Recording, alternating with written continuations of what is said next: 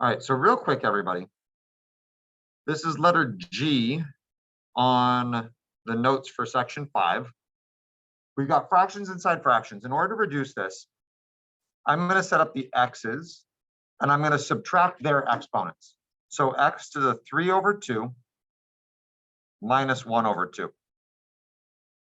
And then the y's get their own little problem. Y to the, okay, this is weird, -1/2 minus -1/4. Negatives everywhere.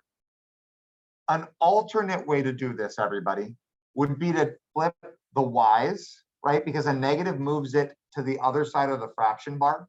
So instead of doing this, let's switch these. Let's rewrite this right here. I'm going to rewrite it as y to the positive 1/4 up here and y to the positive 1/2 down here. So I'm going to undo that. What I was about to do would have worked, but I think this is going to be a whole lot easier. If you see negatives in an exponent, go ahead and move them to the appropriate place on the fraction. So make this the 1/4 be on the top and the 1/2 on the bottom. That way, I have a whole lot less negatives to deal with. I get 1/4 minus 1/2. You will get the exact same answer, no matter which way you choose to do it. I think this ends up looking a little bit less confusing for most people. So now, these already have a common denominator. This is going to be x. 3 minus 1 is 2/2. These don't. So I'm going to need to rewrite this 1/2.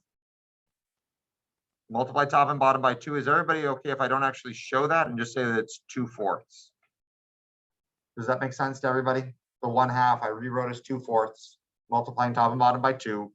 So when I subtract 1/4 minus 2/4, I get y to the negative 1/2 or 1/4, negative 1/4.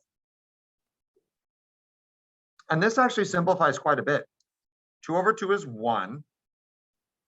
And then the negative goes down to the bottom, y to the 1/4. That looks much better. Are we okay there? Yes. Because it was right here when I subtracted 1/4 minus 2/4. 1 minus 2 is -1 instead of +1. Does that make sense?